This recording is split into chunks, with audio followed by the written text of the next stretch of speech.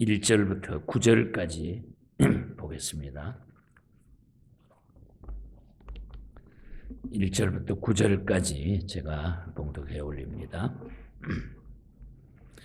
여호와께서 모세에게 말씀하여 이르시되 이스라엘 자손에게 명령하여 내게 예물을 가져오라 하고 기쁜 마음으로 내는 자가 내게 바치는 모든 것을 너희는 받을지니라. 너희가 그들에게 받을 예물은 이러하니 금과 은과 놋과 청색, 작색, 홍색 실과 가는 배실과 염소털과 붉은 물들인 수양의 가죽과 해달의 가죽과 조각목과 등류와 간류에 드는 향료와 분향할 향을 만들 향품과 호마노며 에봇과 흉패에 물릴 보석이니라. 내가 그들 중에 그할 성소를 그들이 나를 위하여 짓되 물은 내가 내게 보이는 모양대로 장막을 짓고 기구들도 그 모양을 따라 지을지니라. 아멘. 우리 하나님의 큰 은혜가 오늘도 말씀 속에 함께 하기를 축복합니다. 25장에는 성소 건축을 명령하신 그런 중요한 메시지가 담겨져 있습니다. 요즘으로 말하면 우리가 성전 건축, 또 우리 그 당시에는 성소라 그래 성소 건축을 명하신 그런 내용들입니다. 앞부분에는 어떻게 이 성전을 성소를 건축해야 하는가 하는 것에 대해서 설명을 하고 오늘 세 가지를 본장에서 말하는데 하나는 증거계, 10절부터 22절까지는 증거계. 이 증거계는 하나님 임재의 중심 장소로서 아주 신성시되었던 그 성물입니다. 그리고 진설병, 떡상이죠. 진설병 23절에서 30절까지 하나님께 바치는 이 진설병은 그 12개의 떡으로 이스라엘 12지파를 상징하고 있는 것입니다. 또 마지막에는 등잔대, 등대라고도 하고 등잔대 31절에서 40절까지는 어두운 세상을 밝히는 그 생명의 빛 대신 그 예수 그리스도를 상징하는 것입니다. 그래서 오늘 아침에는 이 성소 건축을 명하심에 대해서 말씀을 드리며 간단하게 이 내용들을 설명하도록 하겠습니다. 25장부터 오늘 읽은 25장부터 31장까지는 하나님을 모실 성소의 성소 그리고 거기서 봉사할 제사장들에 관한 일체 사실을 하나님께서 지시한 대로 그것을 만들어 나가는 이런 말씀들이 장황하게 기록이 되어 있습니다. 그러니까 31장까지 계속되게 되어 있는 것을 보게 됩니다. 먼저 오늘 읽은 1절부터 9절까지 보면은 성전 건축을 명령하셨음을 보게 됩니다. 하나님이 이렇게 하라. 하나님이 명령하셨다는 거죠. 왜 하나님은 이 성소를 지으라고 하셨을까? 하나님께서는 그들 중에 거하기 때문에 그렇게 하라. 내가 너희들 중에 거하고 싶다. 그래서 성소를 건축하라. 8절에 보면 나타나죠. 내가 그들 중에 거할 성소를 그들이 나를 위하여 짓되. 내가 그곳에 함께 하고 싶으니까 성소를 지어라 하는 그런 얘기죠. 성소 건축을 그래서 명령하셨다는 겁니다. 즉 하나님의 백성을 사랑하셔서 그들 속에 계시기를 원하셨기 때문에 하나님의 백성들과 그들 속에 늘 함께하고 싶었기 때문에 성소를 건축하라는 거죠. 이것은 하나님의 거룩한 요청입니다. 하나님의 요청입니다. 과거에는 성소로 우리 속에 거하시더니 나중에는 직접 아들 독생자의 모습으로 이 땅에 오셨죠. 요한복음 3장 16절의 말씀처럼. 이제는 그것도 부족하셔서 아예 우리 속에 성령으로 내주하신다. 그러니까 우리 하나님은 어떠하든지 하나님의 백성들과 늘 함께 하기를 원하시는 분이라는 거죠. 그래서 성소, 마음의 성소, 또 우리가 모일 수 있는 거룩한 성도들의 이 모임을 우리 하나님께서는 그래서 원하신다는 겁니다. 그래서 바울은 신약에 와서 고린도후서 3장 16절에서 그렇게 말씀했죠. 너희가 하나님의 성전인 것과 하나님의 성령이 너희 안에 거하시는 것을 알지 못하느냐. 그래서 우리 믿는 하나님의 백성들이 바로 성령의 성소고 성령의 전이고 성령께서 늘 우리에게 내주하신다는 것. 그래서 우리가 성도들의 모임은 바로 거룩한 성소가 된다는 거예요. 물론 구약시대는 어떤 성전의 이 모형이 중요했기 때문에 먼저 성소에 대해서 이렇게 말씀을 하고 있는 것입니다. 그러니까 하나님의 명령대로 하라는 거죠. 그리고 백성들에게는 성전 건축의 재료를 하나님께 예물로 드리라. 백성들이 다 드려가지고 그걸 하라. 2절에 보면 그러잖아요. 명령하여 내게 예물을 가져오라 하고 기쁜 마음으로 내는 자가 내게 바치는 모든 것을 너희는 받을지니라. 이스라엘 백성들이 하나님께 예물을 드리려 했던 이유는 몇 가지 있습니다. 먼저 그들에게 자유를 주고 애굽인에게서 취한 노획물로 부욕해 하셨기 때문에, 그래서 출애굽하기 전에 애굽에 살다가 너희들이 그 있는 모든 것 다 취하라, 가지고 나가게 취하라, 우리가 한번 설명을 했잖아요. 그래서 부욕해 했어요. 그러니까 다시 그것을 통해서 부욕해 해 주셨기 때문에 그저 감사해서 드리라는 거죠. 출애굽기 12장 36절에 보면. 그리고 재물을 얻게 하시면 이때를 위함이라. 이와 같이 이 세상 재물을 가장 훌륭하게 쓰는 방법은 그 재물을 하나님께 영광 돌리는 데 쓰는 것이 제일 유용 있게, 값 있게 쓰는 것이라는 거죠. 하나님께 영광 돌리는 것. 그리고 성소는 그들에게 은혜와 위로를 주실 목적으로 세워지는 것이기 때문에 성도는 비용을 부담하는 것은 우리 성도들이 당연히 우리가 해야 될 일이라, 영광스러운 일이라는 거죠. 그러므로 그 예물은 즐거이 진심으로 봉헌이 되어야 된다. 읽어드린 대로 명령하여 내게 예물을 가져오라 하고 기쁜 마음으로 내는 자가 내게 바치는 모든 것들을 너희는 받을지니라. 기쁜 마음으로. 만일 부담하는데 인색했다고 하면 그들은 하나님의 은혜로 위로를 받을 자격이 없다는 것입니다.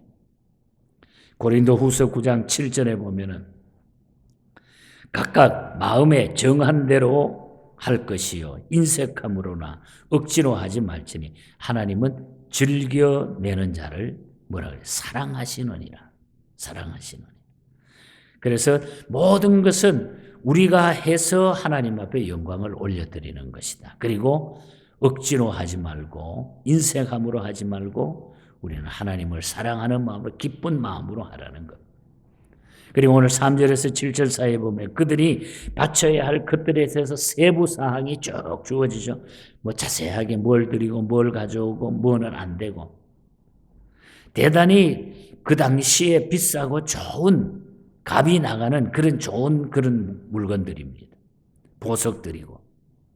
하나님은 최선이심으로 가장 좋은 것을 소유하신 분이 우리 하나님이기 때문에, 그러므로 혹자처럼 하나님의 성전 건축과 드는 비용에 대해서 우리가 비판적이어서는 안 되는 이유가 바로 여기에 있다는 거죠. 하나님이 정해 주신 대로, 그리고 우리 하나님은 좋은 것을 우리가 하나님께 드려야지, 우리는 좋은 것을 갖기를 원하는데 하나님 것은 마지막에 남는 것으로 우리가 해서는 안 된다고 하는 것을 알게 됩니다. 그리고 식양에 따라, 모양에 따라 지으라고 하셨어요. 그죠? 모양에 따라. 하나님의 사업은 항상 내 식대로가 아니에요. 물론 내가 내게 보이는 모양대로 장막을 짓고 기구들도 그 모양을 따라 지을지니라. 이 말은 하나님 마음에 드는 대로 해야지 내 마음대로 하지 말라 이 말이죠. 하나님의 방식대로 하고 내 식대로 하지 말라 이 말입니다. 하나님의 사업은 항상 내 식대로가 아니라 하나님의 식대로 하는 것이 신앙의 원칙임을 우리에게 보여주는 메시지입니다. 이렇게 하나님께서 거하실 성소에 대해서 얼마나 세밀하고 깊은 관심이 있었는가를 우리가 깨달아서 하나님이 거하시는 성소에 대해서 무관심하지 말고 또 그것에 대해서 늘 우리는 최선을 다할 수 있는 이런 믿음으로 교회를 섬기고 우리 하나님 앞에 믿음 생활을 해야 된다. 그 다음에 이 증거계와 진설병을 만들라고 그렇게 말하죠. 그리고 이 진설병은 우리가 떡상이라고도 하는데 이 증거계는 하나님의 임재의 중심 장소를 말하잖아요. 그리고 진설병을 만들려고 그랬는데 떡상은 이 진설병은 지성소 밖에 놓아졌습니다. 이 떡상 위에는 항상 12지파를 상징하는 12덩어리의 떡이 늘 차려져 있었다고 그랬어요. 우리가 이것을 이해하기 위해서 레위기 24장 5절에 보면은 거기에 성소에 대한 자세한 설명들이 또 나타나는 것을 보게 되죠. 이 떡은 항상 광야에서 일용할 양식을 위해서 식탁을 준비하신 하나님께 대한 감사의 표시고 동시에 생명의 떡 되시는 그리스도를 예표한 거예요. 그래서 항상 거기에 떡이 쫙 차려져 있어야 된다. 진설병. 그 다음에 등잔대, 등대라고도 하잖아요. 이 등대를 만들어라. 이 떡상과 이 등잔대는 지성소 밖에 설치되어 있습니다. 그런데 여기 지성소 밖이라고 하는 것은 완전히 바깥이 아니라 성소에 지성소가 있고 지성소 바로 밖에 그리고 또 장막이 또 쳐 있으니까 장막 안을 말합니다. 결국은 장막 안에 있다는 거죠. 그런데 이 장막은 창문이 없어요. 장막이 진데 전부 이렇게 둘러가면서 있기 때문에 창문이 하나도 없습니다. 그렇기 때문에 유일한 빛을 발하기 위해서는 이 등잔대가 반드시 필요했다는 등잔대. 그래서 떡상 옆에 놓여진 이 등잔대는 밤낮 계속 해가 지금으로 말하면 24시간 계속적으로 거기에 불을 켜놓도록 해야 돼. 불이 꺼지면 안 되는. 그 등잔대에서 계속 24시간 불이 켜 있어야 된다는. 그 등대는 7 등대를 말합니다. 주님은 7 금촛대 사이로 다니시는 분이라 계시록 우리가 2장 1절에 보면 우리 주님의 임재를 보여주는 그런 얘기죠. 등대는 교회이며 교회를 주관하시는 분은 예수 그리스도라고 하는 이 사실을 우리에게 보여주기 위한 것이 바로 이 등잔대에 담겨져 있는 뜻입니다. 떡을 드림과 이 등잔대의 촛대가 밝아지면 희생이 되어야 되는 거기 때문에 이는 성도의 희생을 의미하기도 한다는 거죠. 계속 타야 되고 계속 떡이 있어야 되고 또한 등대는 꽃받침과 꽃의 모름으로 아주 아름답게 장식이 되어 있다. 그리고 순금으로 만들어져 있다. 순금으로. 등잔대는 괴나 상과는 달리 순금으로 만들어졌다 그랬어요. 등잔대는 가까이 계시는 하나님, 그러니까 백성들 가운데 행하시는 하나님을 상징하고 따라서 항상 밝게 빛나는 7등잔은 하나님의 그 임재의 영원성. 그러니까 이 빛과 예수 그리스도. 교회는 성도의 희생으로 아름답게 장식되어야 됨을 의미하기도 하고 교회가 중요하고 예수 그리스도가 중요하다는 얘기죠. 그래서 오늘 우리가 메시지의 결론은 교회와 빛 대신 예수 그리스도라고 하는 거예요. 교회와 빛 대신 예수 그리스도. 우리가 주님의 정신으로 주신 교회를 우리가 주님 중심으로 섬겨야 되는 것이 오늘 우리가 이 시대의 교회의 깊은 뜻이라는 거죠. 그런데 우리가 교회를 아무렇게나 생각해서는 안 된다. 교회와 빛 대신 예수 그리스도. 교회와 예수 그리스도가 일치가 되는 것이고 그리고 떨어져 있으면 그건 아무 소용이. 그래서 교회가 인본주의 사상으로 붙들리게 되면 그건 교회가 아니라는 거예요. 빛 대신 예수 그리스도. 교회와. 우리 아침에 불렀던 96장 찬송은 작자 미상의 어떤 성도가 쓴 찬송가입니다. The Lord of Glory와 그리고 The Light of the World라고 하는 The Light of World라고 하는 곡이 있는데 거기 보면 The Lord of Glory라고 하는 파트가 있어요. 그러니까 그 리듬에 맞추어서 성도가 쓴 이 찬송가가 우리에게 전해지고 있는데 우리 예수 그리스도는 온 세상에 빛 되신 분이라 깜깜한 세상을 비춰주신 분이라는 거죠. 이 찬송의 주제는 빛 되신 예수 그리스도. 빛에는 진리와 사랑이라고 하는 두 속성이 반드시 들어있다. 빛 속에는 진리와 사랑이라고 하는. 그러니까 우리 예수 그리스도는 진리와 사랑이라는 거예요. 빛 대신 이 빛 대신다고 하는 그 반대는 뭡니까? 어두움이죠. 어두움. 그러니까 불신앙으로 타락한 모든 인류를 가리키는데 이가 모든 인류가 불신된 모든 인류가 빛 대신 예수 그리스도를 믿음으로 말미암아 구원받게 된다고 하는 것. 영광의 주 밝은 급인 내게 빛이었네. 영광의 주 이 세상의 빛은 오직 예수 그리스도. 오직 예수 그리스도. 이 세상의 어두움을 비치기 위하여 밝히기 위하여 우리 주님이 이 땅에 오셨다는 거예요. 이것이 성탄이라는 거예요. 그래서 우리는 이 주님, 빛 대신 이 주님과 현재 우리에게 주셨던 교회 공동체, 우리 성도들의 모임, 어떤 건물보다도 우리 성도들이 모일 수 있는 이름을 가지고 모여서 예배드리는 이 교회 공동체. 우리 교회는 이름을 붙여서 예언교회라고 했지만 각각 교회들이 모여서 예배드리는 이 교회 공동체가 그래서 중요하다는 거죠. 예일대학 총장을 지냈던 티모테 드와이드 목사님이라고 하는 분이 예수님이 계시는 곳이 어딜까? 주님이 계시는 곳이 어딜까? 어떤 곳이 세상에 가장 축복된 장소일까? 젊은 세대를 교육하면서 그들에게 강조해서 가르쳤던 바로 메시지가 246장 찬송입니다. 예일대학교 총장으로 계실 때에 이 찬송을 만들었던 거예요. 내 주의 나라와 주 계신 성전과 피 흘려 사신 교회를 늘 사랑합니다. 하늘의 영광과 베푸신 축복이 진리와 함께 영원히 시원해 빛나네. 교회를 통해서 하나님이 축복하신다는 거예요. 그래서 이 미국이 초창기에 이렇게 신앙인들을 길러냈고 신앙의 뿌리가 깊이 내려 있기 때문에 이 나라가 그래도 지금도 하나님을 두려워하고 있다고 하는 것.